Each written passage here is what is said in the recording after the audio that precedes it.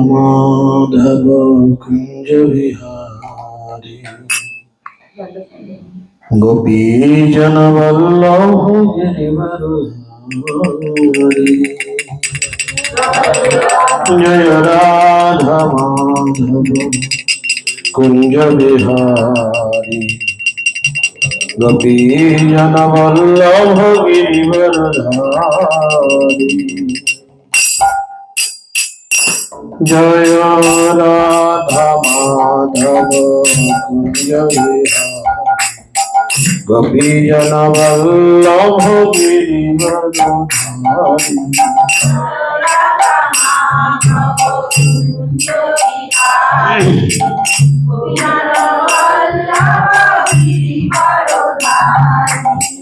जय राधा माधव कुंज विहारी गोपी जन वल्लभ गिरिवरधारी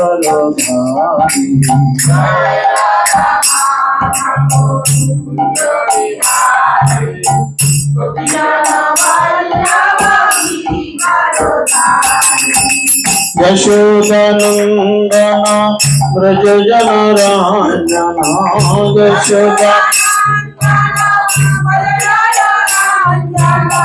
यशोदानंदन व्रज जन रंजन यशोदा यमुना तेरा मन चारी यमुना तेरा मन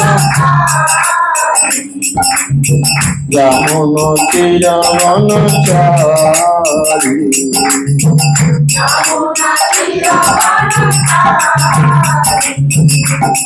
जय राधा माधव कुंज विहारी गोपी जन वल्लभ गिरिवरधारी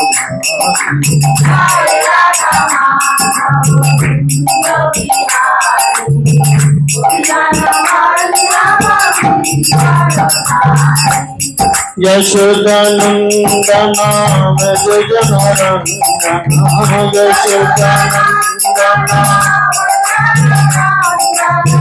यमुना तीरा वन चारी यमुना तीरा वन जय राधा माधव कुंज विहारी गोपी जन वल्लभ गिरिवरधारी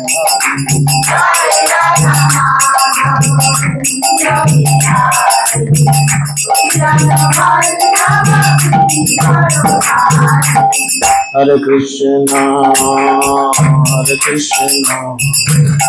कृष्ण कृष्ण हरे हरे हरे राम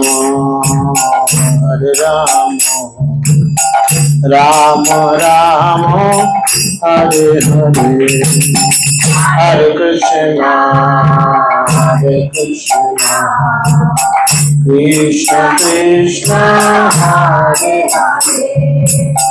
हरे राम हरे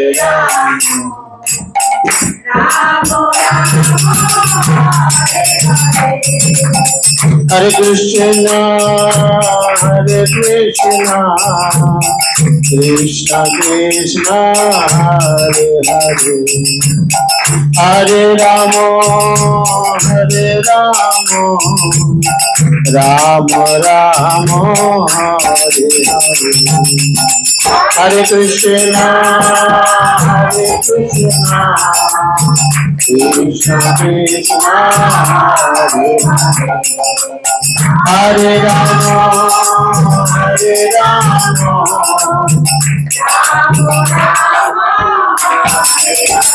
बोलो हरे Krishna Krishna Krishna Hare Hare Hare Ram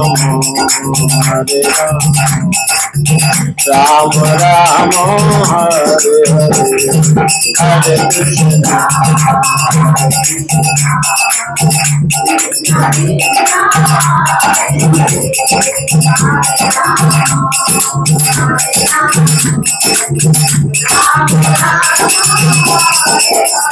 Bola Hare Krishna, Hare Krishna, Krishna Krishna, Hare Hare, Hare Rama, Hare Rama, Rama Rama, Hare Hare, Hare Krishna, Hare Krishna.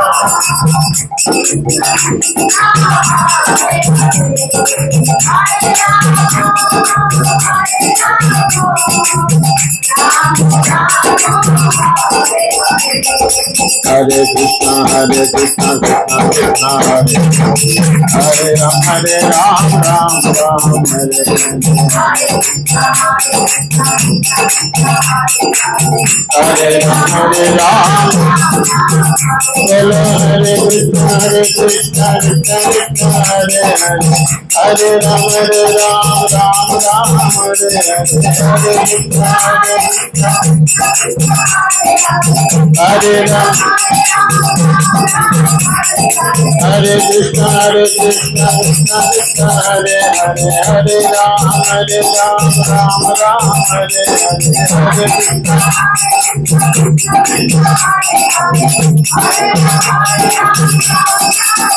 Jaya Radha Madhav, Jaya Radha Madhav, Radha Madhav, Jaya Radha Madhav.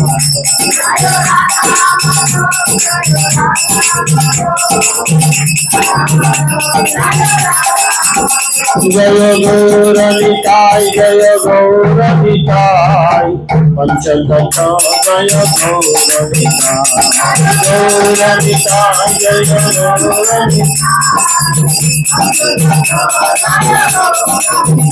Jaya Jaya Prabhupada, Prabhupada, Prabhupada, Prabhupada, Jaya Jaya Prabhupada.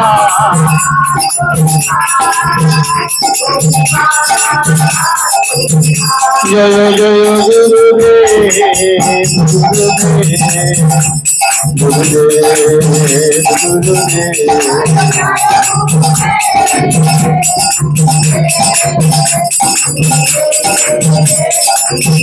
Nitai Guru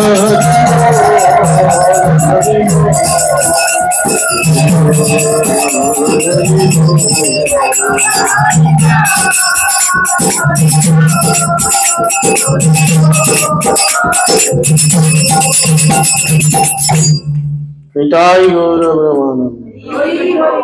Om Jnanam Timirandasya Jnananjana Shalakaya Chakshurunmilitam Jena Tasmai Shri Gurave Namah. Namo Yam Vishnupadaya Krishna Prishtaya Bhutale Srimate Jaya Pataka Saminiti Namine.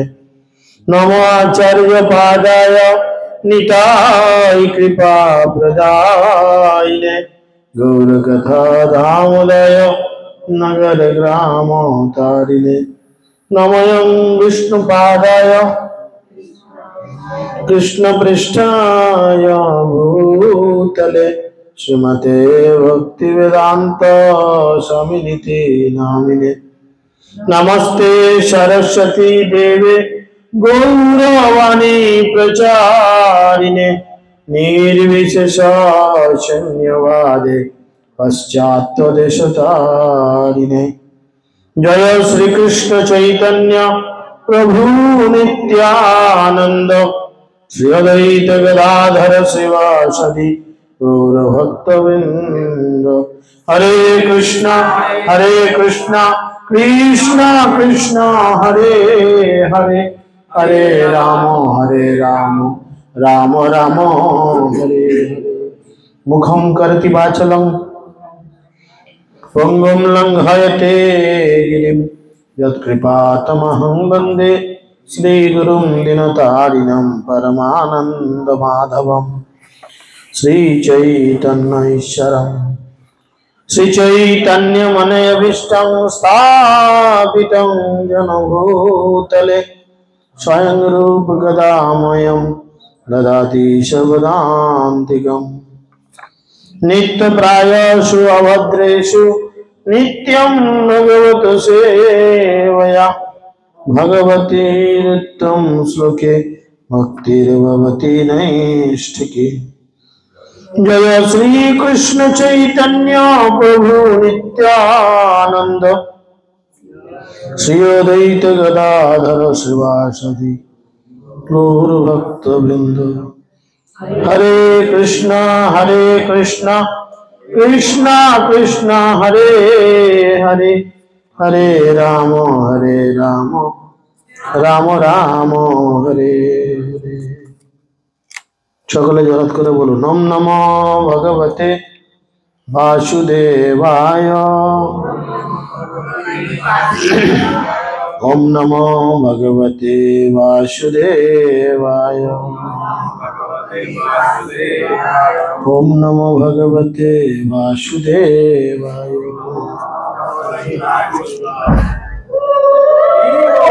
হরে কৃষ্ণ। সকলকে আন্তর্জাতিক কৃষ্ণ ভাবনামৃত সংঘ তথা ISKCON নামট্টুর পক্ষ থেকে প্রীতি শুভেচ্ছা এবং অভিনন্দন। चैतन्य भागवत की वृंदावन दास ठाकुर की श्रील प्रभुपाद की पतित पावन गुरुदेव की अनंत कोटि वैष्णव भक्तवृंद की गौर ब्रह्मानंद। আমরা আজকে চৈতন্য মহাপ্রভুর আরেকটি অনবদ্য বিশেষ লীলা। প্রত্যেকের জীবনে দীক্ষার একটি প্রয়োজন রয়েছে। এই যে দীক্ষার প্রয়োজনীয়তা রয়েছে, তো সেই উপলক্ষে মহাপ্রভু আমাদের কৃপা করে কিছু শিক্ষা দিচ্ছে। আপনারা সকলে কি জানেন চৈতন্য মহাপ্রভুর প্রথম দীক্ষা কোথায় বা কার কাছ থেকে হয়েছিল? মহাপ্রভুর না, ওটা তো সন্ন্যাস দীক্ষা। কেশব ভারতীর কাছে সন্ন্যাস দীক্ষা।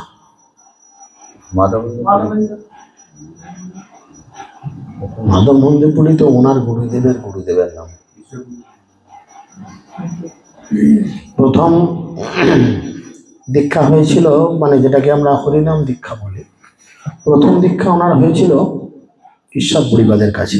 এবং ঈশ্বর পরিবাদের সঙ্গে প্রথম সাক্ষাৎ হয় ওনার গয়াতে। তো সেখানে কিভাবে মহাপ্রভু গয়া গেছিলেন ওনার পিতৃদেবের শ্রাদ্ধ করার জন্য, পিণ্ডদান করার জন্য, বাবার শ্রাদ্ধ করার জন্য, পিণ্ডদান করার জন্য গয়া গেছিলেন। আর সেখানে গিয়ে কিভাবে তিনি গুরুদেবকে পেলেন, কিভাবে তিনি গয়া বিষ্ণু পাদপদ্মে অর্পণ করলেন, এবং পরবর্তীতে তিনি নবদ্বীপে ফিরে দীক্ষার পরবর্তী ওনার কি পরিবর্তন আসলো, আমরা সেগুলো ধীরে ধীরে আলোচনা করার চেষ্টা করব। জয় জয় গৌর সুন্দর মহেশ্বর, জয় নিত্যানন্দ প্রিয় নিত্য কলেবর, জয় জয় সর্ববৈষ্ণবের ধন প্রাণ, কৃপাদিষ্টে কর প্রভু সর্বজীবের ত্রাণ। আদিখণ্ড কথা ভাই শুনো সাবধানে, শ্রী গৌর সুন্দর গয়া চলিল যেমনে, হেনমতে নবদ্বীপে শ্রী বৈকুণ্ঠনাথ, অধ্যাপক শিরোমণি রূপে যা করে বাস।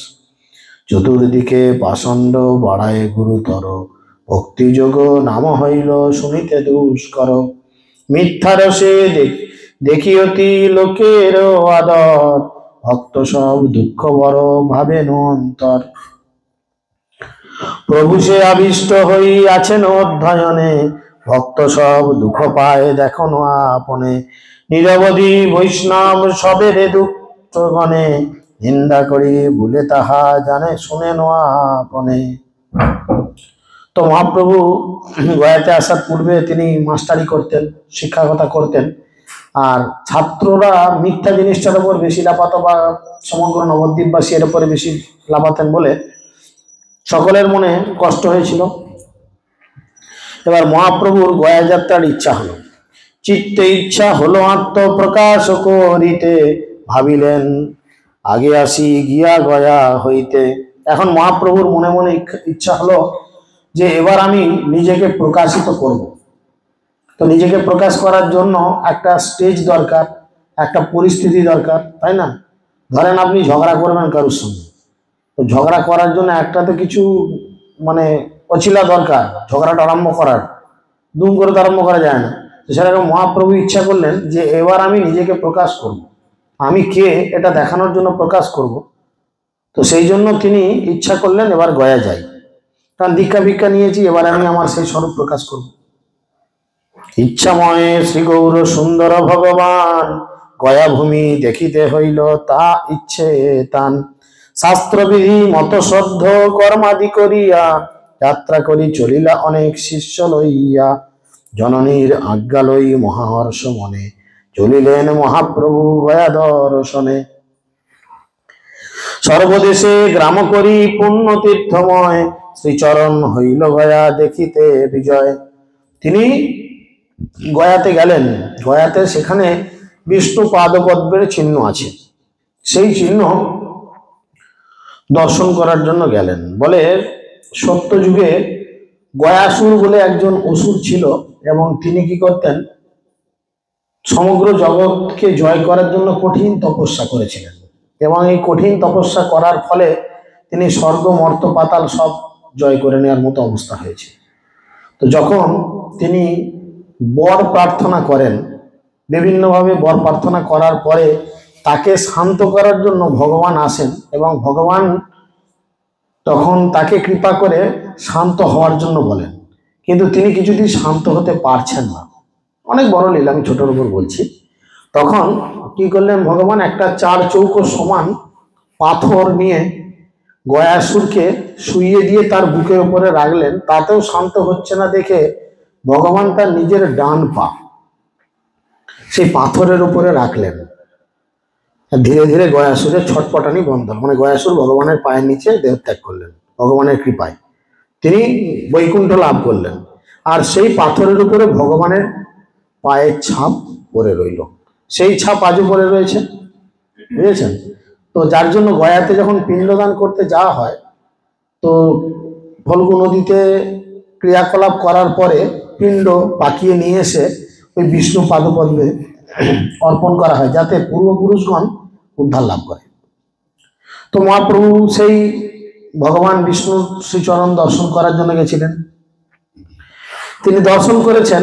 এবারে এখানে পয়েন্ট আউট করছে যে বিপ্র পদোদকের মহিমা, মানে ব্রাহ্মণের পা ধোয়া জল বা ব্রাহ্মণের কৃপার কি মহিমা।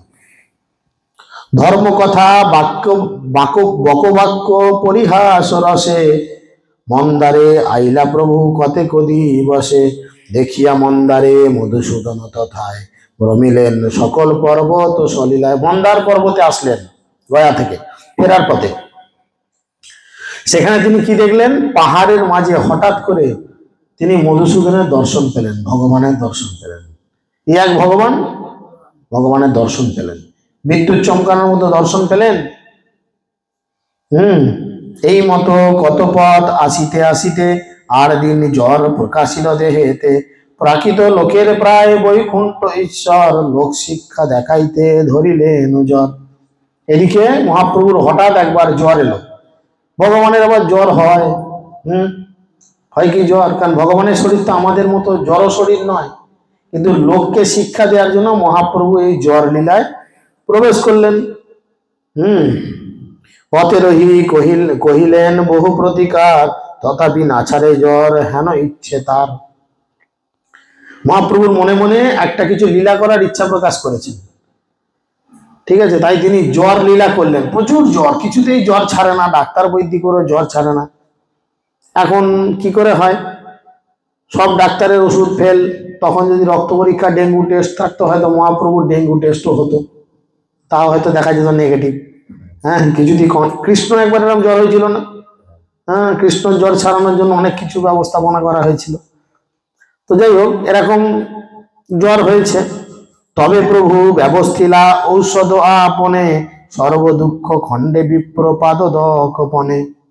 তখন মহাপ্রভু নিজেই নিজের মেডিসিন চয়েস করলেন, কি না, ব্রাহ্মণেদের পা ধোয়া জল নিয়ে এসো। সেই জল আমাকে সিরাপের মতো 2 চিপি 4 চিপি করে খাওয়াও, আমার কি হবে, ধীরে ধীরে জ্বর কমে যাবে। বিপ্রপাদকের মহিমা বুঝাইতে পান করিলেন প্রভু আপন সাক্ষাতে। বিপ্রপদক পান করিয়া ঈশ্বর সেইক্ষণে সুস্থ হইলা আর নাহি জ্বর। ব্রাহ্মণের পা ধোয়া জল খেলেন আর জ্বর গেল সেরে। কিন্তু সে ব্রাহ্মণের মতো ব্রাহ্মণ ছিলেন, তাই তাদের পদদকের এত মহিমা। ঈশ্বরে যে করে বিপ্র পাদদক পান, এই তানো স্বভাববেদ পুরাণ প্রমাণ। যে জয়ীছে ভজে কৃষ্ণ তারে ভজে তৈছে। গীত গোবিন্দে বলা হয়েছে, যে যথামাং প্রপদ্যন্তে তাংস্তৈব ভজাম্যহম। যারা যেভাবে আত্মসমর্পণ করে আমি তাকে সেভাবে পুরস্কৃত করি। যে তাহান দাস্যপদ ভাবে নিরন্তর, তাহান অবশ্য দাস্য করেন ঈশ্বর। কেউ যখন নিজেকে ভগবানের দাস বলে মনে করে, ভগবান তাকে সেইভাবেই গ্রহণ করে। আপনি যেভাবে ভগবানের কাছে নিজেকে প্রেজেন্ট করবেন, ভগবান আপনাকে সেইভাবে গ্রহণ করবে। আপনি তার বন্ধু রূপে নিজেকে যদি প্রেজেন্ট করেন, ভগবান আপনাকে বন্ধুর মতো গ্রহণ করবে। আপনি তার প্রেমিকা রূপে যদি নিজেকে প্রেজেন্ট করেন, ভগবান আপনাকে তার প্রেমিকা রূপে গ্রহণ করবে। আপনি তার মায়ের মতো নিজেকে যদি প্রেজেন্ট করেন, ভগবান মায়ের মতনই গ্রহণ করবেন। যার জন্য ভগবানের নাম ভাবাগ্রাহী জনার্দন, তিনি ভক্তের ভাব গ্রহণ করেন। অতএব নাম তার সেবক বৎসল, আপনে হারিয়া বাড়ায়েন ভিত্তবল। সর্বত্র রক্ষক্ষেন প্রভুর চরণ, বল দেখি কেমতে ছাড়ে ভক্তগণ। হেন মতে করি প্রভু জলের বিনাশ, পুনা পুনা তীর্থে আসি হইলা প্রকাশ। এবার তিনি কি করলেন, গয়াতে প্রবেশ করবেন। গয়ায় প্রবেশ, বিভিন্ন কুণ্ডে স্নান ও যথাচিত সাধ্য কর্মাদি করবেন। এবারে পিতৃ সাধ্য করবেন। গয়া ঢুকলেন, স্নান করি পিতৃদেব করিয়া অর্চন, গয়াতে প্রবিষ্ট হইলা শ্রী শচীনন্দন। গয়া তীর্থ রাজে প্রভু প্রবিষ্ট হইয়া, নমস্কারিলেন প্রভু শিকর জুড়িয়া। ব্রহ্মকুণ্ডে আসি প্রভু করিলেন স্নান, যথাচিত কইলা পিতৃদেবেরও সম্মান। তবে আইলেন চক্রবেরের ভিতর, পাদ পদ্ম দেখিবারে চলিল সত্তর। যেখানে পাদপদ্ম রয়েছে চক্রবের বলে থাকে, গোল করে সেটা ঘেরা রয়েছে। গয়া গেছেন কেউ? তো গয়া গেলে দেখা যাবে, ধরুন এখানে পাদপদ্ম স্থাপন করা আছে, এরকম গোল করে একটু উঁচু করে একটু করা আছে, ঘেরা দেয়া রয়েছে, তো সেটাকে চক্রবের বলে। বিপ্রগণ বেরিয়েছেন শ্রীচরণ স্থান, শ্রীচরণে মালা যেন দেউল প্রমাণ। সমস্ত ব্রাহ্মণেরা সে গোল করে তাকে আবার ঘিরে রয়েছে, বেডটাকে ঘিরে রয়েছে। বলছে এত মালা পড়েছে চরণের উপর, যেন মনে হচ্ছে যে সেখানে দেউল মানে বারান্দায় কিছু স্তূপাকৃতি করে ধরে রাখলে যেমন হয়, সেরকম পড়েছে। কি কি পড়েছে? গন্ধ পুষ্প ধূপ দীপ বস্ত্র অলঙ্কার, কত পড়িয়াছে লেখা জোড়া নাহিতা। সেখানে পড়েছে কি, গন্ধ, ধূপ, মালা ইত্যাদি সবকিছু সেখানে পড়েছে। চতুর্দিকে দিব্য রূপ ধরি বিপ্রগণ, করিতেছে পাদ পদ্ম প্রভাব বর্ণন।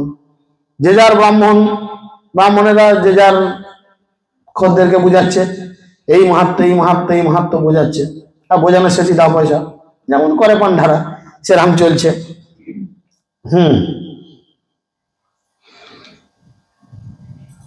কাশীনাথ হৃদয়ে ধরিলা যে চরণ, যে চরণ নিরবধি লক্ষ্মীর জীবন। বলি শীর্ষে আবির্ভাব হইল যে চরণ, এই দেখো যত ভাগ্যবন্ত জন, পান্ডারাই বলে বুঝাচ্ছে। কাশীনাথ মানে স্বয়ং শিব, তার হৃদয়ে যে চরণ ধরে থাকেন। দেবী লক্ষ্মী যে চরণ সেবা করেন, বলি যে চরণ নিজের মাথায় ধারণ করে নিজে উদ্ধার লাভ করলো, তোমরা বড় ভাগ্যবান, এই দেখো সেই চরণ। বুঝেছেন? দেখাচ্ছে এইভাবে, বুঝাচ্ছে। তিলার দেখো যে চরণ ধ্যান কইল মাত্র, জম তারে না হরেন অধিকার পাত্র। তারা বলছেন কেউ যদি তিলার্ধেক এই চরণের বন্দনা করেন, তাহলে কি হয়, জম তাকে আর স্পর্শ করে না। যোগেশ্বর সবার দুর্লভ যে চরণ, সেই দেখো যত ভাগ্যবন্ত জন। সমস্ত যোগীদের যে চরণ বন্দনা করে, যোগীরা যে চরণ বন্দনা করে, দেখো এই সেই চরণ।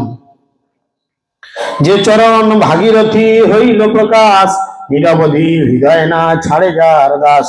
যে চরণ থেকে ভাগীরথী গঙ্গা প্রকাশিত হয়েছেন আপনারা সকলেই জানেন। অনন্ত সজ্জায় অতি প্রিয় যে চরণ, সেই সেই এই দেখো যত ভাগ্যবন্ত জন। অনন্তনাগ যে চরণ বন্দনা করেন, সেই সমস্ত ভাগ্যবান তোমরা সেই চরণ দর্শন করো। এবারে বিষ্ণু পাদপদ্মের মাহাত্ম্য শ্রবণ ও ঈশ্বর পুরীর সঙ্গে মহাপ্রভুর সাক্ষাৎ। বিষ্ণু পাদপদ্মের মাহাত্ম্য শ্রবণ করছেন। চরণ প্রভাব শুনি বিপ্রগণ মুখে, আবিষ্টা হইলা প্রভু প্রেমানন্দ সুখে। অষ্টধারা বহে দুই শ্রীপদ্ম নয়নে, লোমহর্ষ কম্প হইল চরণ দর্শনে। সর্বজগতের ভাগ্যে প্রভু গৌরচন্দ্র, প্রেম ভক্তি প্রকাশের করিলা আরম্ভ।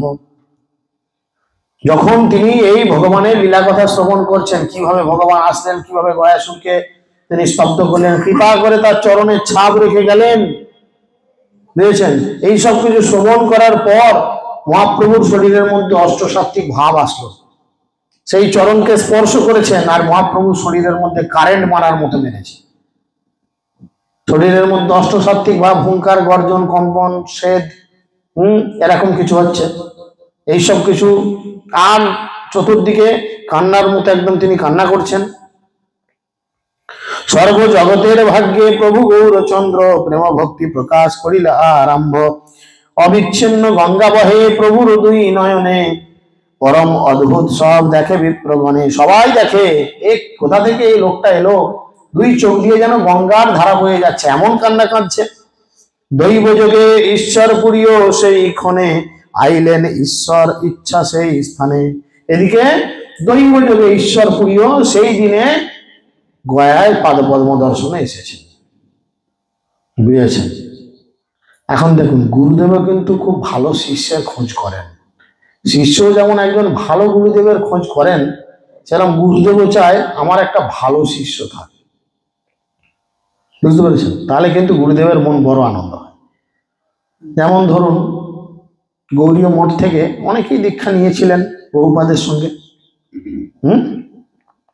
সরস্বতী গোস্বামী ঠাকুর ছিল প্রভুপাদ, যিনি প্রভুপাদের গুরু মহারাজ।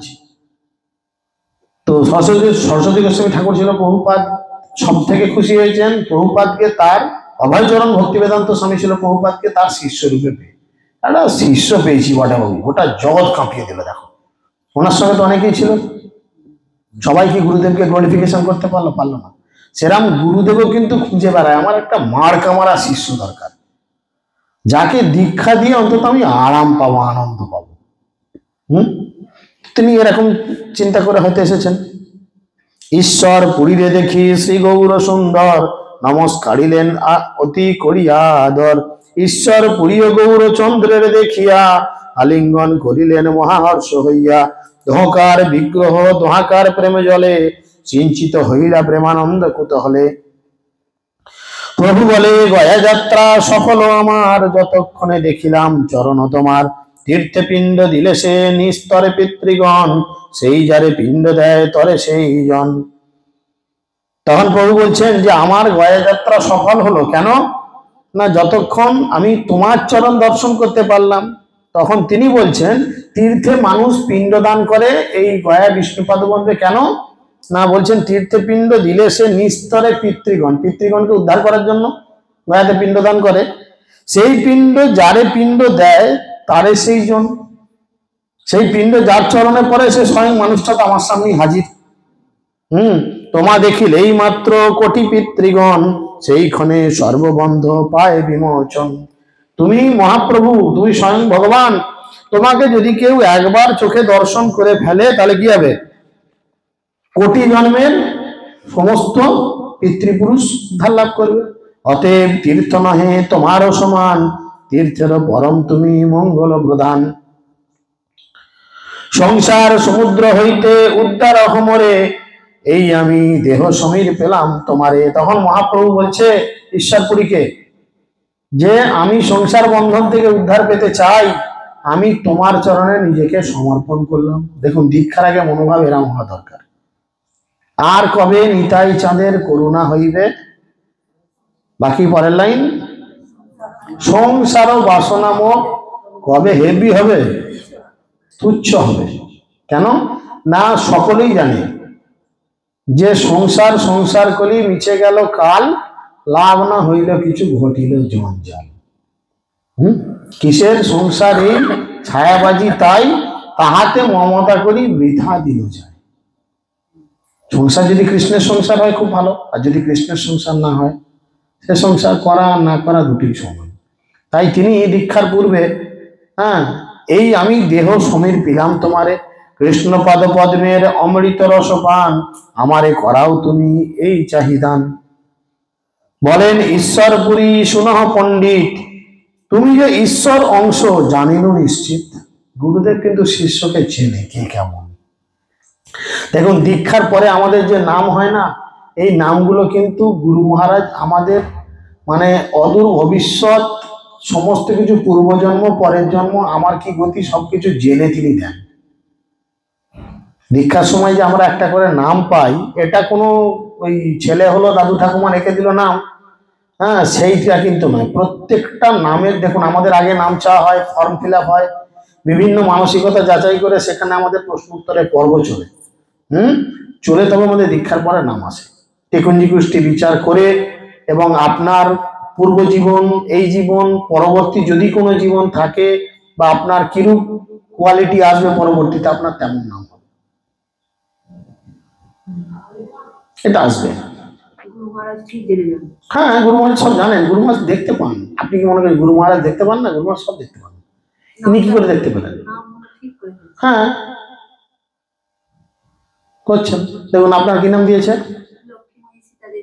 দেখুন, আপনি এবার নিজে স্বীকার করবেন সবার সামনে, আপনার দীক্ষার পূর্বে আপনার বাড়ির আর্থিক কন্ডিশন যা ছিল এখন তার থেকে ভালো না খারাপ?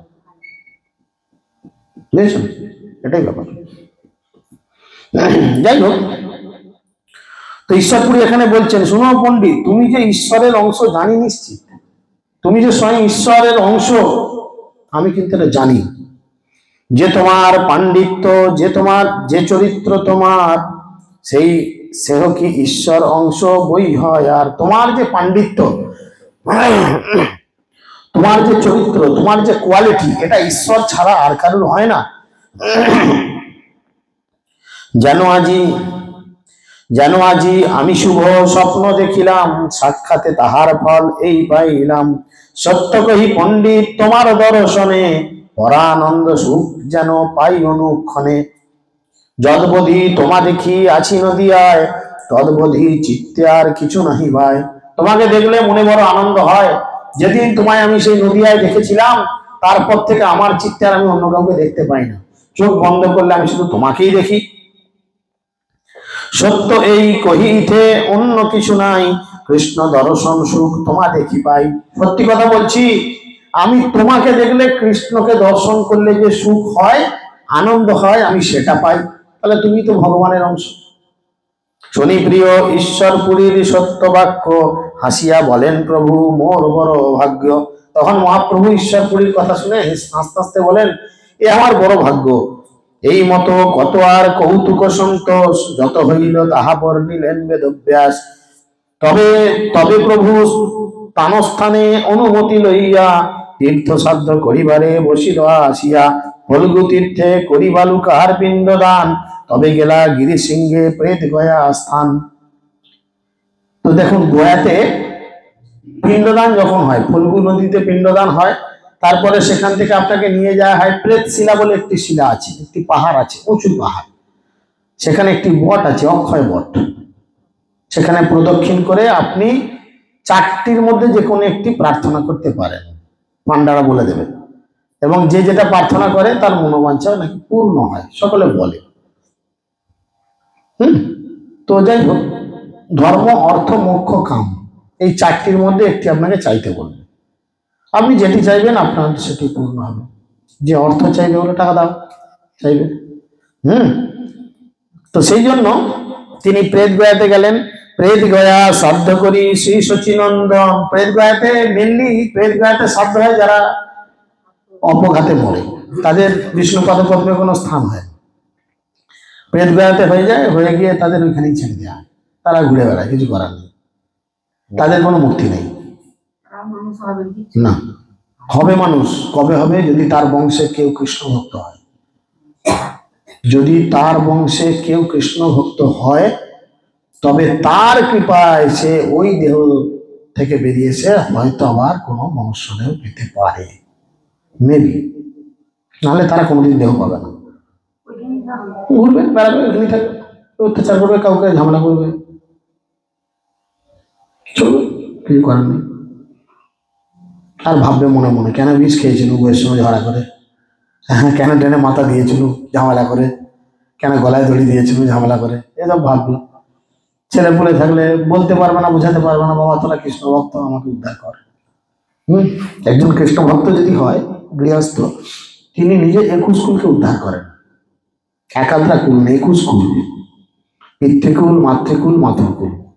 পিতৃকুল মানে মামা ঘর শ্বশুর ঘর, মাতৃকুল মানে শ্বশুর বাড়ি, মামা ঘর শ্বশুর কুল, আর হচ্ছে পিতৃকুল বাবার কুল। 7 কুল করে, 3 7 21 কুল উদ্ধার করে। যদি সাধারণ গৃহস্থ আমাদের মতো, যদি ব্রহ্মচারী হয়, সে 25 কুল উদ্ধার করবে, মানে 25 25 25, বুঝতে পেরেছেন? 25 কুল উদ্ধার করবে। আর যদি সন্ন্যাসী হয়, সে 50 কুল উদ্ধার করবে। 50 কুল উদ্ধার করবে, চিন্তা করেন, শাস্ত্র বর্ণনা রয়েছে। তো সেই জন্য তিনি বলছেন, প্রেত গয়া সাধ্য করি শ্রী শচীনন্দন, দক্ষিণায় বাক্যে তুলিলেন বিপ্রগণ, তবে উদ্ধার লীলা পিতৃ গণস্তন্তর পিয়া, দক্ষিণায়ন মাসে চলিলেন হর্ষ হইয়া, তবে চলিলেন প্রভু শ্রী রাম গঙ্গায়, রাম অবতারে শ্রাদ্ধ করিলেন যদায়।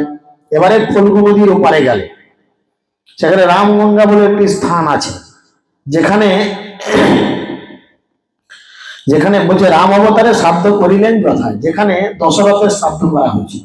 ফল্গু নদী আপনারা সকলে জানেন, মা সীতার অভিশাপে অন্তঃসলীলা হয়ে গেছে। দশরথ যখন মারা গেছিলেন, দশরথের শ্রাদ্ধ করার জন্য ভগবান শ্রী রামচন্দ্র এবং মা সীতা দুজনে এসেছিলেন। এসে ওই ফল্গু তীরে গয়া বিষ্ণু পাদপদ্মে শ্রাদ্ধ করতে এসেছেন। তো এসে রামচন্দ্রকে ব্রাহ্মণেরা বড় লিস্ট দিয়েছেন, শ্রাদ্ধের যেমন লিস্ট দেয়, আর রামচন্দ্র মা সীতাকে ফল্গু তীরে বসিয়ে রেখে তিনি বাজার করতে গেছেন, মানে শ্রাদ্ধের জিনিসপত্র কিনতে গেছেন। এদিকে দশরথ তার আর ধৈর্য ধরছে না, আমাকে উদ্ধার করো, আমাকে উদ্ধার করো, আমার ছেলে না করুক, বৌমা তুমি করো, আমি তোমার হাতে উদ্ধার হয়ে যাবো। মা সীতা বলছে, আরে পিণ্ডদানের কোনো কিছু জিনিসপত্র নেই, মালপত্র নেই, কিছু নেই, ব্রাহ্মণ নেই, কেউ নেই, কি করে উদ্ধার হবে? বলো উদ্ধার হবে, তুমি ওই বালিকে তুলে পিণ্ড করে আমার হাতে দিয়ে দাও, আমি গ্রহণ করে উদ্ধার লাভ করবো। বলে আপনাকে কি করে দেবো, কোথা থেকে দেবো? তখন দশরথ কি করলেন, তার এই এতটা হাত, যেমন ওই মন্দিরে রামগঙ্গা মন্দিরে দশরথের এইটুকু হাত এরকম এখনো বেরিয়ে আছে, পূজা হয়। দশরথ ওই ফল্গু নদীর ভেতর থেকে তার হাত তুলেছিলেন, আর মা সীতা বালি পাকিয়ে হাতের উপরে দিয়ে দিয়েছিলেন, যাও চলে যাও। দশরথ ওই বালিতেই পিণ্ড মনে করে উদ্ধার পেয়ে গেছিলেন মা সীতার হাতে। মা সীতা ছিলেন রাধারানীর প্রকাশ, উদ্ধার পেয়ে গেছেন। রামচন্দ্র ঘুরে এসেছেন, এসে সব বাজার ফাজার নিয়ে এসছে, শ্রাদ্ধ হবে। বললো বাবার তো হয়ে গেছে, পিণ্ডদান হয়ে গেছে। রামচন্দ্র পিণ্ডদান হয়ে গেছে, কে করলো পিণ্ডদান? না আমি করেছি। কি করে বললেন? তখন সমস্ত বৃত্তান্ত খুলে বললো এরকম। বললো কে সাক্ষী, কে আছে? সাক্ষী কে আছে? তুমি যে কাজটা করেছো সাক্ষী কে আছে? না কেন, সবাই তো ছিল, সবাই তো দেখেছে। বললো ফল্গু নদী দেখেছে, নদী দেখেই তো বাবার হাত উঠেছিল, আমি তো দিয়েছি ওনার হাতে। রামচন্দ্র নদীকে জিজ্ঞেস করলো, কি গো যা বলছে ঠিক? ফল্গু বলছে, আমি তো পয়সা পাইনি। নদীতে দেখবে, নদী থেকে এখনো জল তুললে, 1 ভাঁড় জল তুললে নদীতে জলের মধ্যে 1 টাকা 2 টাকা দিয়ে আসতে হবে।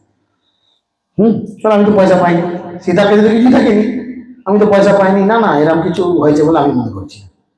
তখন সীতা দেবী বিষয় দিলে, তুমি অন্তঃসলীলা হয়ে যাও। এত বড় মিথ্যা কথা বললে দেখে। দেখুন ফল্গু আজ অন্তঃসলীলা, বৃষ্টি হয়ে জল জমবে, বইবে, জল গুড়ি চলে গেল, আবার সাদা বালি, জল সলান, তলায় বালিতে জল বইছে, আবার বালির উপর দিয়ে ট্রাক্টর ট্রাক যাচ্ছে, কেউ গের হয়ে যাচ্ছে না, জলে ডুবে হয়ে যাচ্ছে, তাই না? আর কে দেখেছে? বলে কেন ব্রাহ্মণেরা তো ধারে পাশেই ঘুর ঘুর করছিল, জিজ্ঞেস করো, ব্রাহ্মণ এটা পায় না। না না না, কই কি হচ্ছে সাধ্য? আমরা কিন্তু মন্ত্র ফন্ত্র বলিনি। কোথায় সাধ্য হলো? সাধ্য মানে কত কি মন্ত্র ফন্ত্র হবে, মনম ঢনম কত কি হবে, কিছু হয়নি তো। তখন মাসিদা বললো, তোমরা এই সামান্য পয়সার জন্য এরকম করলে? ঠিক আছে, তোমাদের অভিশাপ দিচ্ছি, সারা জীবন তোমরা কোনোদিন সন্তুষ্ট হবে না। না, সূর্য কোনোদিন সন্তুষ্ট নেই, যে তোমায় কি পাক। হ্যাঁ হ্যাঁ, কলকাতা গেছে, এরপরে বোম্বে যাবে কি দিল্লি যাবে লন্ডন যাবে, সন্তুষ্ট হবে না। কেন? মাইনে হচ্ছে না। চাল কলা যতই দাও কিছুতেই সন্তুষ্ট হবে, কিছুতেই হবে না, যেটা অভিশাপ, সীতাদেবের অভিশাপ। হ্যাঁ, ইত্যাদি এরকম আরো ছিল। ওই অক্ষয় বট গাছ সাক্ষী দিয়েছিল, হ্যাঁ আমি দেখেছি। বট গাছ যেটা প্রেতশিলার উপর এখন আছে, বললে আমি দেখেছি। বললো ঠিক আছে, তুমি যখন সত্য কথা বলেছো, সীতাদেবী বললো যতদিন এই ব্রহ্মাণ্ড থাকবে ততদিন তুমি থাকবে, অক্ষয় থাকবে। তোমার আয়ু অক্ষয় হলো, সেই বটগাছ সত্যযুগ থেকে আছে, এখনো আছে। আর তোমার কাছে মানুষ যা চাইবে তাই পাবে। হ্যাঁ, আমি গেছি, 4 বার গেছি, দেখে এসেছি, এখনো আছে, যা চাইবেন তাই পাবেন।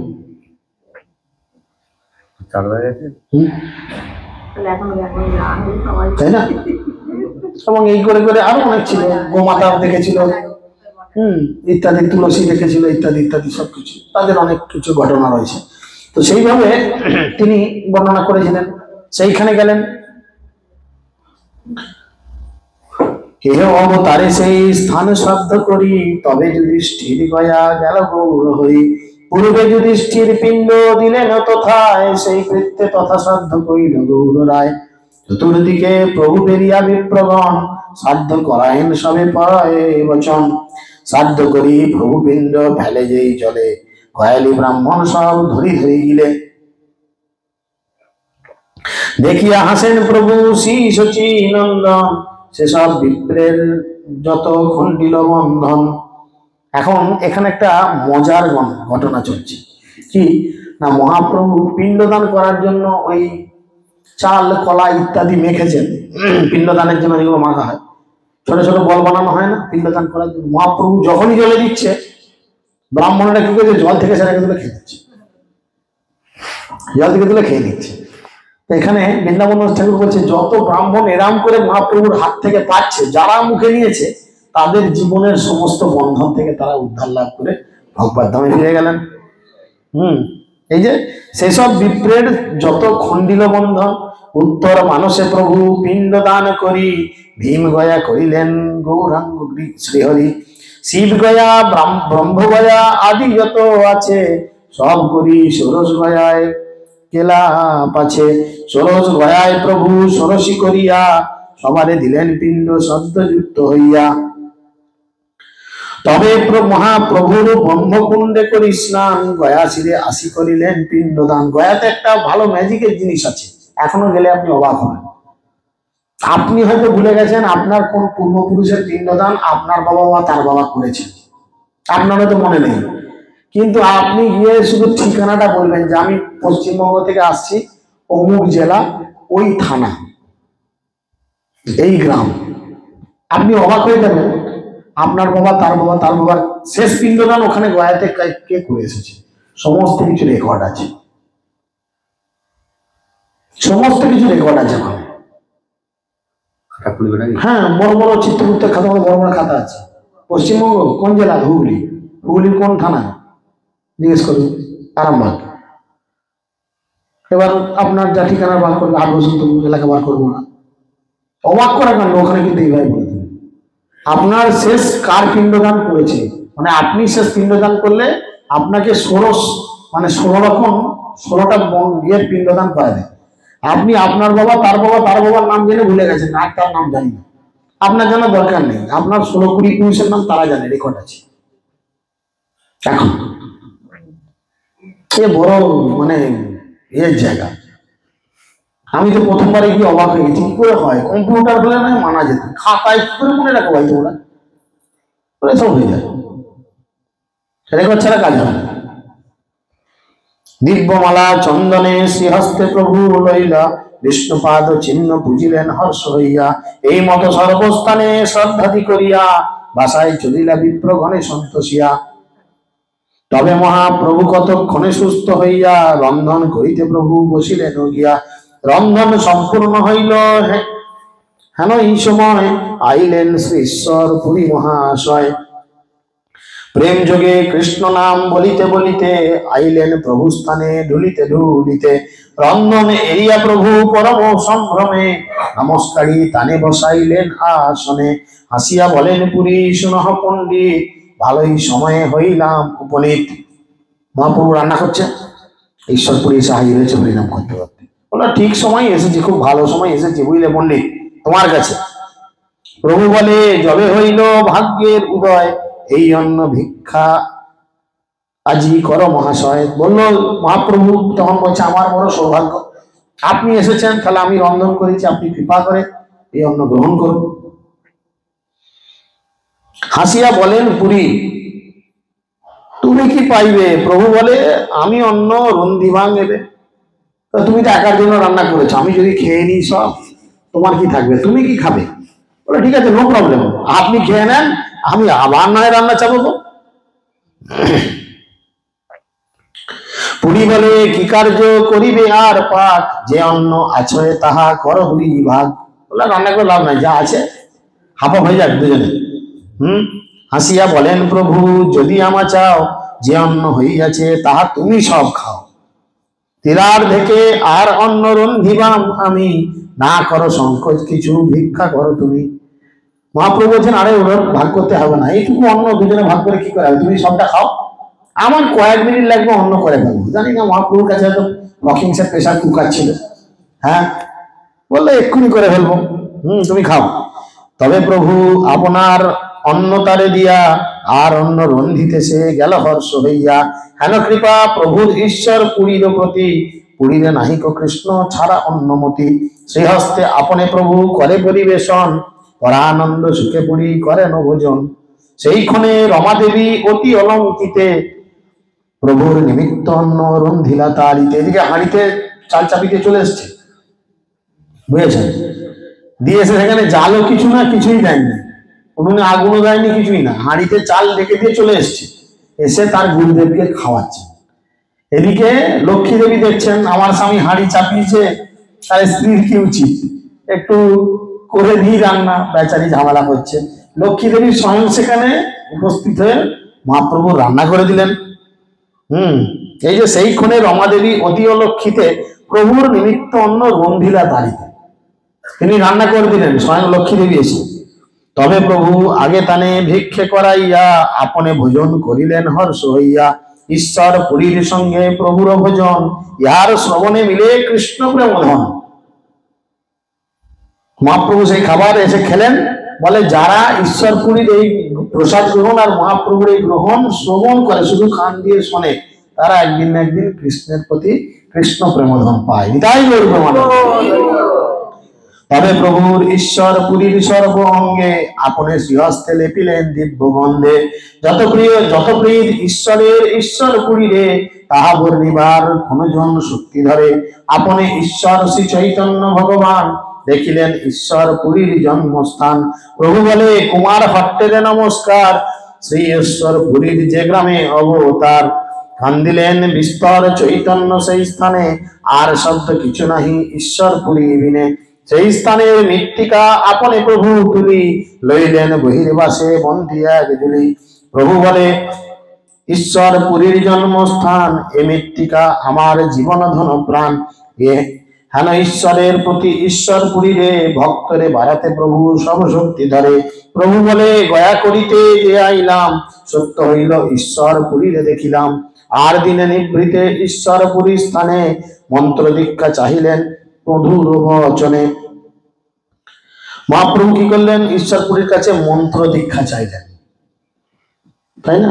প্রথম দীক্ষা হয় মন্ত্র দীক্ষা, মহামন্ত্র দীক্ষা হয়। তো তিনি গুরুদেবের কাছে চাইলেন। পুরী বলে মন্ত্র বা বলিয়া কোন কথা, প্রাণ আমি দিতে রাজি তোমার সর্বদা। বলো মন্ত্র কি বলছো পণ্ডিত, তুমি যদি চাও প্রাণটাও আমি দিয়ে দেবো তোমার জন্য। তাহলে গুরুদেব শিষ্যের প্রতি কতটা অনুরক্ত। তবে তান স্থানে শিক্ষা গুরু নারায়ণ, করিলেন দশাক্ষর মন্ত্রের গ্রহণ। তবে প্রভুর প্রদক্ষিণ করিয়া পুরীরে, প্রভু বলে, দেহ আমি দিলাম তো আমারে। তখন মহাপ্রভুকে দীক্ষাদান করলেন, আর মহাপ্রভু তার গুরুদেবকে প্রদক্ষিণ করলেন, প্রদক্ষিণ করে প্রণাম করলেন। তখন গুরুদেবকে বললেন, হে গুরুদেব, আমি আমার এই দেহ তোমাকে দিলাম, হেন শুভ দৃষ্টি তুমি করো আমারে, যেন আমি ভাসি কৃষ্ণ প্রেমের ও সাগরে। গুরুদেবের কাছে কি প্রার্থনা করলেন দেখুন। আমরা গুরুদেবের কাছে কি চাই, আর মহাপ্রভু কি চাইলেন, যে তুমি আমাকে কৃপা করে আশীর্বাদ করো যেন আমি কৃষ্ণ প্রেমের সাগরে ভাসি। শুনিয়া প্রভুর বাক্য শ্রীশ্বর পুরী, প্রভুরে দিলেন আলিঙ্গন বক্ষে ধরি। দোহার নয়ন জলে দোহার শরীর, সিঞ্চিত হইলা প্রেমে কেহ নহে স্থির। হেন মতে ঈশ্বর পুরীর কৃপা করি, কতদিন গয়ায় রহিলেন শ্রী গৌর হরি। এইভাবে কৃপা করে আরো কয়েকদিন গয়ায় রইলেন, গয়াতে দীক্ষা নিলেন। এবারে মহাপ্রভুর ধীরে ধীরে প্রেম বিকার প্রকাশ আসছে, আত্মপ্রকাশের আসি হইল সময়, দিনে দিনে বাড়ে প্রেম ভক্তির বিজয়। এদিকে আত্মপ্রকাশ করার একটা সময় এলো, ধীরে ধীরে সেই প্রেম দেখানোর সময় এলো, সেইটা তিনি দেখাতে আরম্ভ করছেন। একদিন মহাপ্রভু বসিয়া নিভৃতে, নিজে ইষ্ট মন্ত্র ধ্যান করিল লাগিতে। ধ্যানানন্দে মহাপ্রভু বাহ্য প্রকাশিয়া, করিতে লাগিলেন প্রভু রোদন ডাকিয়া। এদিকে ইষ্ট মন্ত্র জপ করছেন, গুরুদেব যে মন্ত্র দিয়েছেন সেই মন্ত্র জপ করছেন, করতে করতে কাঁদছেন। যেটা আমাদের হয় না, আমাদের কি হয়, আমাদের ঘুম এসে যায়, তাই না? গুরুদেবের মন্ত্র যত জপ করি তত ঘুম আসে। প্রভুপাদের কাছে একজন বলছেন যে, প্রভুপাদ, এটা একটা ঘুমের দারুণ ওষুধ। আমি ঘুমের ট্যাবলেট খেয়ে এত ঘুমাতে পারি না, যখন জব করতে বেশি ঘুম ধরে। হ্যাঁ, ঘুমায় না? হ্যাঁ, বললি যত হাই তখনই হা হা করে, যত হাই তত এসে দুটি যাবে। তখন কেন হয় সেটা তো যার হয় সে বুঝবে, যারা ঠিক করে জব করে তাদের হয় না। এই ধরুন আমি চোখ ব্যাট ব্যাট করে তাকিয়ে ভগবানের কথা বলছি, আমার ঘুম পাচ্ছে না। এরকম অনেকেই আছে কেরম হচ্ছে, যার হচ্ছে মানে তার শরণাগতি ঠিক নেই, যার জন্য হচ্ছে না, কিছু করার তো নাই। যাই হোক, তো মহাপ্রভু বিকার হচ্ছে, ভগবানের নাম জপ করতে করতে কান্না আসছে, প্রেম আসছে। আর সেই প্রেমের বিকারে পাগলের মতো মহাপ্রভু কি বলছেন, কৃষ্ণ রে বাপ রে মোর জীবন শ্রী হরি, কোন দিকে গেলা মোর প্রাণ করি চুরি। কৃষ্ণ বাপ আমার, তুই কোন দিকে গেলি বাবা, আমার প্রাণটা চুরি করে তুই কোন দিকে পালিয়ে গেলি, তোকে তো খুঁজে পাচ্ছি না, দে আমার প্রাণ ফিরে দে। পাইনু ঈশ্বর মোর কোন দিকে গেলা, শ্লোক করি প্রভু কান্দিতে লাগিরা। এই শ্লোক পড়তে পড়তে মহাপ্রভু পাগলের মতো কৃষ্ণ কৃষ্ণ বাপ আমার, কৃষ্ণ বাপ আমার বলতে বলতে এদিক ওদিক ছুটছে। তুই কোথায় গেলি বাবা, আমার প্রাণটা ছিনিয়ে নিয়ে কোথায় গেলি, দে ফিরে দে ফিরে দে। লোকে কি বলবে, পাগল বলবে না? এই করতে করতে এই গলি সেই গলি এদিক ওদিক ঘুরে বেড়াচ্ছে। পাইনি ঈশ্বর বলল, প্রেম ভক্তি রসে মগ্ন হইল ঈশ্বর, সকল শ্রী অঙ্গ হইল ধুলোয় ধূসর। ধুলোতে পড়ে যাচ্ছে, লুটোপুটি খাচ্ছে, আবার উঠে হা কৃষ্ণ করতে করতে এসে, কোথায় গেলি বাবা, দে দে দে তাড়াতাড়ি দে, প্রাণটা ফিরে দে, আমার প্রাণটা নিয়ে তুই চলে গেলি, তাড়াতাড়ি ফিরে দে। এরকম করে ছুটছে। আর্তনাদ করি প্রভু ডাকে উচ্চেশ্বরে, কোথা গেল বাপ কৃষ্ণ ছাড়িয়া মোরে। চিৎকার করতে গেলে বলতে, কৃষ্ণ কৃষ্ণ কৃষ্ণ কোথায় গেলি বাবা, আমাকে ছেড়ে দিয়ে। চিৎকার করছে। কতটা প্রেম চিন্তা করেন। আমরা কি কৃষ্ণের জন্য এতটা ব্যাকুলতা আমাদের কোনোদিন আসে? ঘোড়ার দিন যদি দোকানে বৌনি না হয়, তখন আমার মাথাটা গরম হয়ে যায়, সকাল থেকে আকাশ দিয়েছি, 1 টাকা বৌনি হলো। কৃষ্ণের জন্য ব্যাকুলতা কতটা আসছে। যে প্রভু আছিলা অতি পরম গম্ভীর, সেই প্রভু হইলা প্রেমে পরম অস্থির। বলে যে প্রভু এতদিন এত গম্ভীর থাকতো, এই যে আপনার সঙ্গে আর কি করি, আমি দুম করে এখন রেগে গিয়ে খুব সিরিয়াস হয়ে যান, আমরা তো ভয় পাবো, কেন আমি সিরিয়াস হয়ে যাবো, নকি কি হলো হচ্ছে না। মহাপ্রভু কত সিরিয়াস থাকতো, সেই লোকটা এখন পাগলের মতো ছুটি করছে কেন, লোকে ভয় বলে কি হলো। গড়াগড়ি যায়েন কান্দেন উচ্চ স্বরে, ভাসিলেন নিজ ভক্তি বিরহ সাগরে। গড়াগড়ি করছেন ধুলোর মধ্যে, আর বিরহ সাগরের মধ্যে ভেসে যাচ্ছেন। তবে কত ক্ষণে আসি সর্বশিষ্য গণে, সুস্থ করিলেন আসি বিশেষ যতনে। প্রভু বলে, তোমরা সকল যাহ ঘরে, মুই আর না যাইমু সংসারও ভিতরে, যাও তোমরা বাড়ি যাও, আমি আর সংসার করতে যাব না। আমাদের যেদিন দীক্ষা গেল পরের দিনে বউ 9টা প্রসাদ পেয়ে চলে যাবো কিন্তু ঘরে, 2 দিন দোকানটা বন্ধ আছে।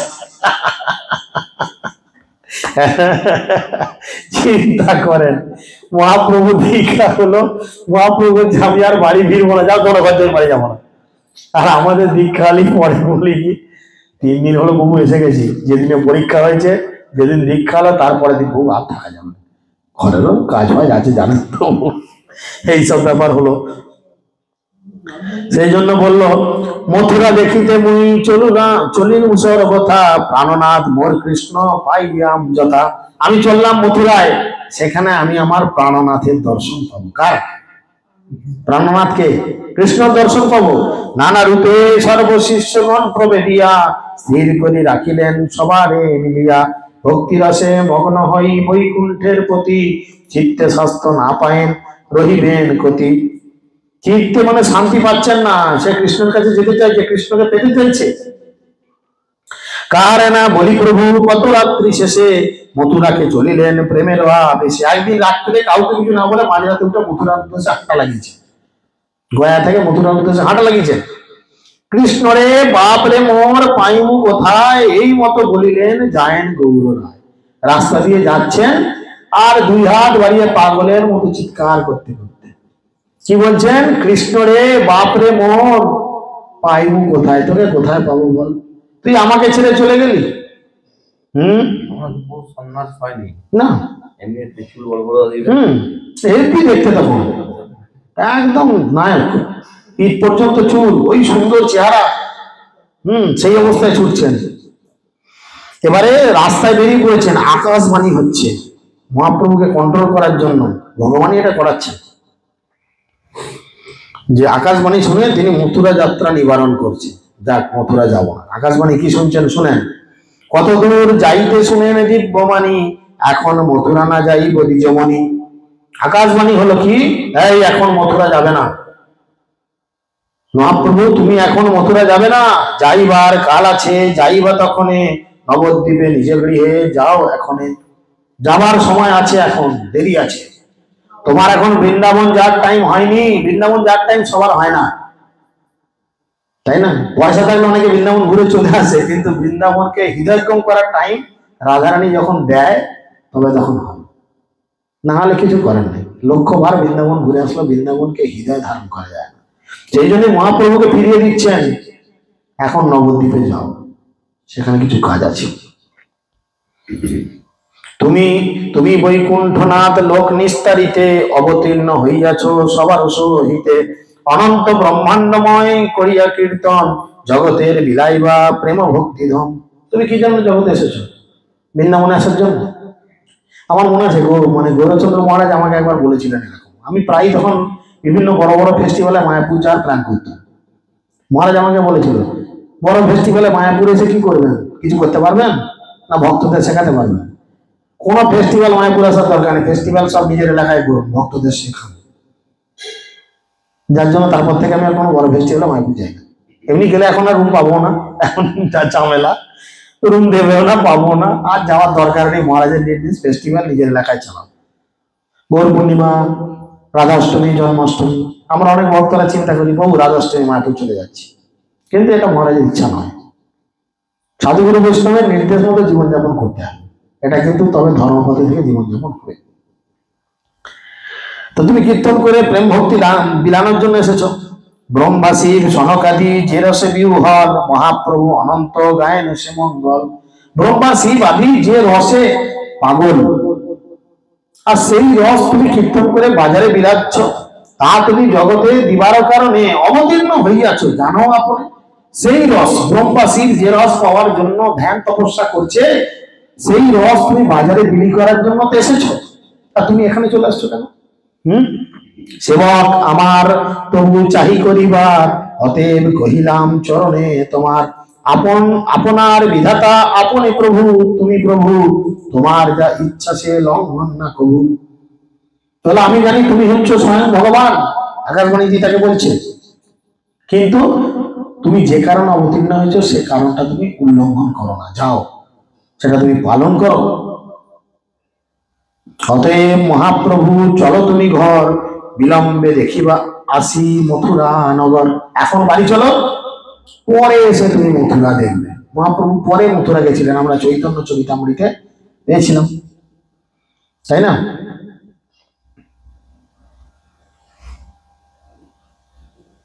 শুনিয়া আকাশবাণী শ্রী গৌর সুন্দর, নিবৃত্ত হইলা প্রভু হরিশ অন্তর। বাসায় আসিয়া সর্বশিষ্যের সহিত, নিজ গৃহে চলিলেন ভক্তি প্রকাশিত। নবদ্বীপে গৌরচন্দ্র করিলা বিজয়, দিনে দিনে বারে প্রেম ভক্তির উদয়। আদিখণ্ড কথা পরিপূর্ণ এই হইতে, মধ্যখণ্ড কথা এবে শোনো ভালো মতে।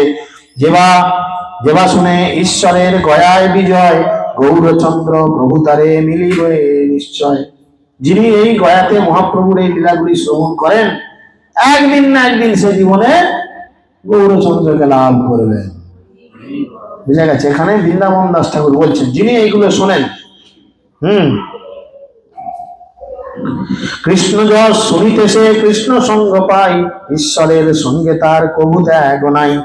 অন্তর্যামী নিত্যানন্দ বলিলা কৌতুকে, চৈতন্য চরিত কিছু লিখিত পুস্তকে। তাহার কৃপায় লিখি চৈতন্যের কথা, স্বতন্ত্র হইতে শক্তি নাহিক সর্বতা। কাঠের পুস্তকি কাষ্ঠের পুতুলি যেন কুহকে না চায়, এই মতো গৌরচন্দ্র মরে যে বলায়। চৈতন্য কথার আদি অন্ত নাহি জানি, যে যে মতে চৈতন্যের যশ সেবাখানি। পক্ষী যেন আকাশের অন্ত নাহি পায়, যত দূর শক্তি তত দূর উড়ে যায়। এই মতো চৈতন্যের যশের অন্ত নাই, যারে যত শক্তি কৃপা সবে তত গাই। তো এইভাবে তিনি বলে তিনি কি করলেন, এই আদি লীলা শেষ করলেন। মহাপ্রভু গয়া থেকে তার বাড়িতে ফিরে আসার সিদ্ধান্ত নিলেন। তা আমরা পরবর্তী যদি কোথাও কোনোদিন হয় আবার চিন্তা করব, মহাপ্রভু নবদ্বীপে এসে গয়া থেকে ফিরে আবার কি খেলটা দেখালেন, কিভাবে তিনি কৃষ্ণ প্রেমের আনন্দে বিহ্বল হলেন। ধীরে ধীরে তার সমস্ত প্রকাশ তিনি দেখালেন যে তিনি স্বয়ং ভগবান। সাপ্রহরিয়া ভাব, মহাপ্রকাশ লীলা, অদ্বৈতাচার্যকে কৃপা, নিত্যানন্দকে খুঁজে বার করা, নিতাই মহাপ্রভুর মিলন ইত্যাদি বিভিন্ন ভ্যারাইটিস রয়েছে। তো আমরা এখানে আজকে বিশ্রাম দিই।